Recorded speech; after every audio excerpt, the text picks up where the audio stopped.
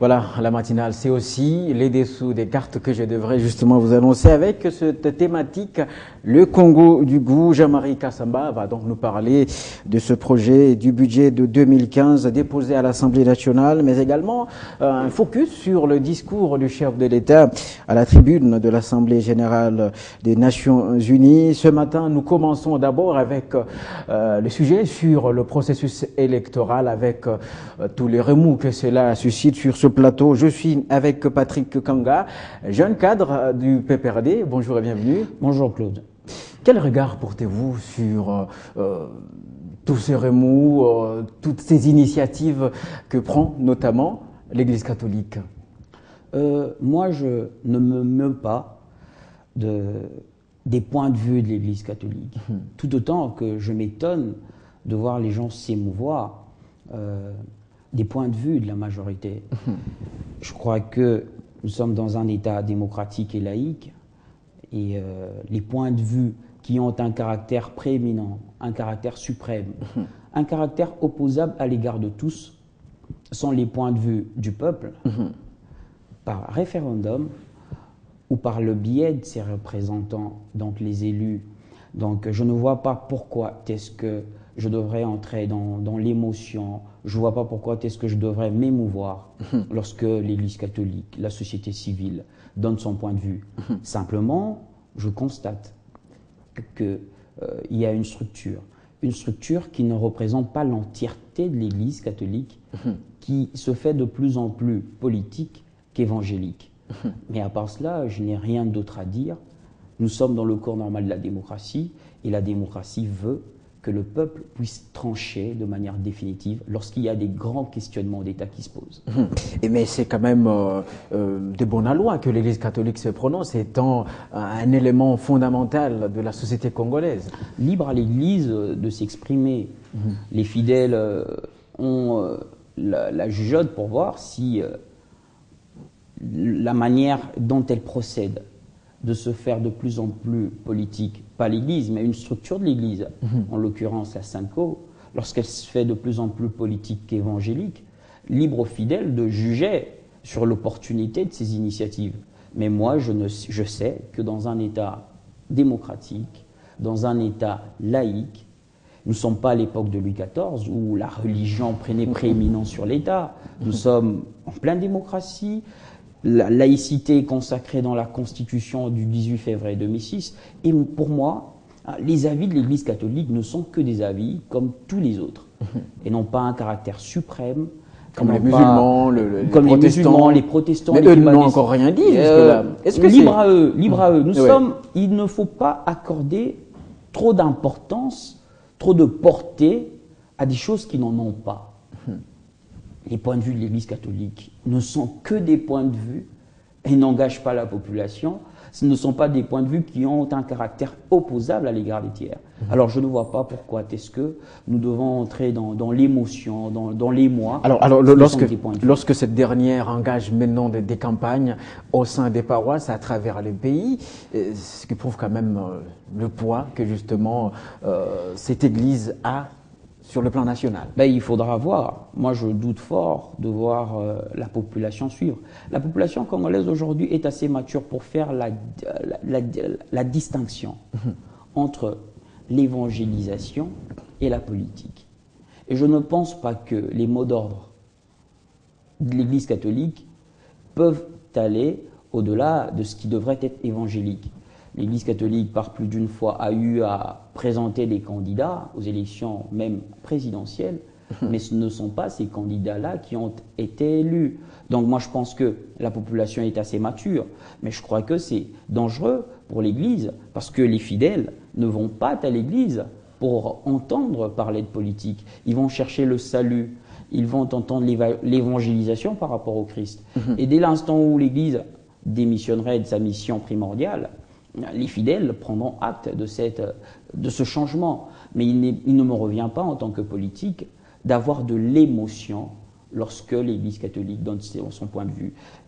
Je constate que l'Église catholique est en train une structure de l'Église catholique et une partie de l'Église catholique, parce que ce n'est pas l'entièreté qui est en train de donner des points de vue de plus en plus politiques qu'évangéliques, je vais même me répéter, mais il n'est nullement besoin de faire état d'émotions ou d'émoi, parce que ce ne sont que des points de vue comme tous les autres points de vue. Et donc, c'est normal. C'est normal. Le point de vue qui Mais nous on a intéresse... finalement l'impression que ça avait ébranlé un tout petit peu le côté majorité. Je ne pense pas. Parce qu'il y a eu des déclarations par-ci, par-là. C'est la liberté d'expression, libre à chacun de réagir comme bon lui semble. Mais je pense que les institutions de la République sont bien droits dans leurs bottes et ne vont pas bouger par le fait des déclarations de l'Église catholique. En démocratie, le régulateur suprême, c'est le peuple. La démocratie veut que lorsqu'il y a des questionnements d'État, que le peuple puisse trancher. Dernièrement, nous suivions l'actualité internationale, nous suivions le président Sarkozy qui disait en France qu'il faudrait que de plus en plus nous puissions faire usage du procédé du référendum dans le fonctionnement de nos institutions. Là, nous ne sommes pas en RDC, nous sommes en France. Un acteur politique majeur est en train de le dire. Donc, il en va de la survie ou du processus normal de la démocratie que lorsqu'il y a des questions d'État, lorsqu'il y a des questionnements profonds au sein d'une république, que l'on puisse faire appel au peuple, car c'est lui qui tranche. Et finalement, on a l'impression que les gens sont distraits avec cette question des révisions constitutionnelles, cette question de modification. Pourquoi? Mais je pense que le manque de sujets, le manque d'avoir des alternatives sérieuses, font en sorte que les gens aillent dans le sensationnel. Les gens confondent de république. Nous sommes à l'ère de la démocratie, à l'ère où il y a la pluralité de vues, à l'ère où les dirigeants sont désignés par le peuple.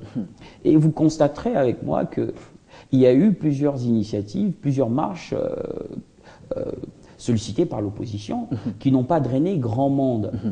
Les gens pensent que nous sommes encore à l'époque du sensationnel, où il suffit d'insulter, où il suffit d'avoir des invectives à l'égard de l'autorité pour drainer des masses. Nous ne sommes plus à cette époque. Nous sommes à l'époque où les gens veulent voir des alternatives sérieuses, où les jeunes veulent se prendre en charge.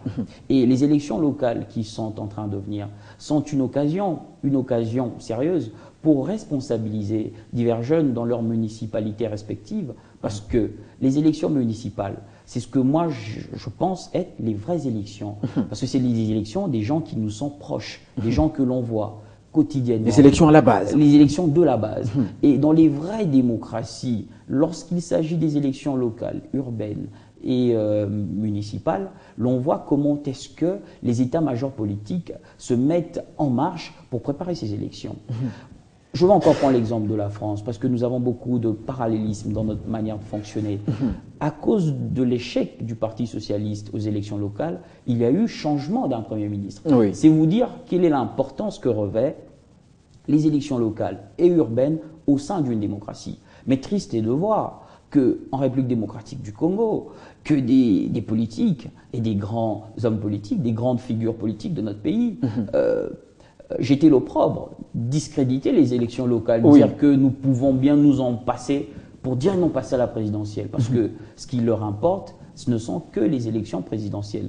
Mais pour nous autres, qui sommes des vrais militants de la démocratie, nous pensons que les élections locales, urbaines et municipales sont des élections importantes. Et moi, dans mon parti, je sais que les préparations vont bon train et nous inviterons les jeunes qui ont bien des initiatives, qui ont des projets pour leur municipalité, de ne pas avoir peur de venir massivement adhérer à notre parti et de bien venir faire prévaloir leurs idées par rapport à leur municipalité, parce que je crois bien que le parti dans lequel nous sommes, bien que très fortement diabolisé, offre beaucoup d'opportunités aux jeunes. Et je profite de la tribune que vous m'offrez en leur disant de ne pas être dans la distraction, de pouvoir adhérer massivement dans notre parti pour que, au moment venu, lors des échéances locales, urbaines et municipales, que nous puissions rafler la totalité des sièges. Pendant que les autres sont en train de marcher, pendant que les autres sont en train de rêver,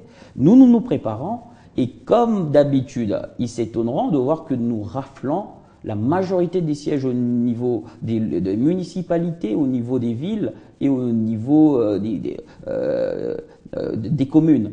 Donc, il faut préparer cette élection, c'est une élection importante et nous invitons les jeunes à s'investir totalement. Voilà, une jeunesse qui apparemment prend conscience. Vous aviez évoqué le cas des marches organisées récemment par des partis d'opposition. Est-ce que vous avez l'impression que finalement cette jeunesse a trouvé un repère quelque part pour le suivre? Mais moi je pense que la jeunesse congolaise, la jeunesse quinoise en particulier, ils voit ce que le président Kabila est en train de faire. Et, elle n'est pas dupe, elle n'est pas aveugle. Nous ne sommes pas là en train de s'auto-satisfaire, mais nous sommes en train de dire la réalité. Et donc vous remarquerez avec moi que de plus en plus des jeunes ne vont pas participer n'importe comment à des marches, à des meetings, parce qu'ils n'en voient pas l'opportunité, ils ne voient pas de vision. Où est-ce que vous voulez les emmener? Ils viennent à une marche, ils participent. Des fois, ils mettent même leur vie en danger. Mais en contrepartie, qu'est-ce que vous leur promettez? Qu'est-ce que vous leur dites? Quelle est l'opportunité que vous leur donnez? Alors, vous voyez de plus en plus des jeunes être réticents face à des mésaventures sans lendemain. Mais nous, on appelle les jeunes à venir, à s'investir, à se responsabiliser, à adhérer. Pour ceux qui ont des initiatives politiques, pour ceux qui ont des ambitions politiques à venir, qu'ils soient des conseillers municipaux, parce que la commune telle qu'elle est dans la Constitution du 18 février 2006, a une personnalité juridique et a des prérogatives propres et peut même diligenter un développement. Vous savez, moi je suis de la commune de Ngaliema. J'ai grandi dans la commune de Ngaliema. La commune de Ngaliema a en son sein à peu près 300 000 habitants. C'est presque la population du Cap-Vert. Et vous savez qu'avec la commune de Ngaliema, simplement, si nous avons un bourgmestre visionnaire, il peut, à lui seul, diligenter des politiques de développement. Il peut même construire des écoles et des hôpitaux. Et pourquoi pas un jour inviter le Premier ministre ou même le Président de la République à venir inaugurer une école qui a été construite de l'initiative seulement de la municipalité. Ce sera une fierté que des politiques de développement puissent dorénavant être diligentées même par les communes, par les municipalités, parce que c'est cela le but de la décentralisation. La décentralisation a d'abord pour but, tel que pensé dans la Constitution du 18 février 2006, de promouvoir le développement. Et lorsque la décentralisation ne viendrait à cet objectif, on se poserait bien de la question de cette décentralisation très accrue. Alors si, au niveau communal, des choses pareilles peuvent être faites, donc nos communes sont mal gérées. Bon, je crois que jusque-là, les communes ne sont pas dotées. Elles ne sont pas dotées, par exemple, des assemblées municipales. Les communes, jusque-là, ne fonctionnent pas encore de la manière dont elles devraient fonctionner, conformément à la Constitution du 18 février 2006.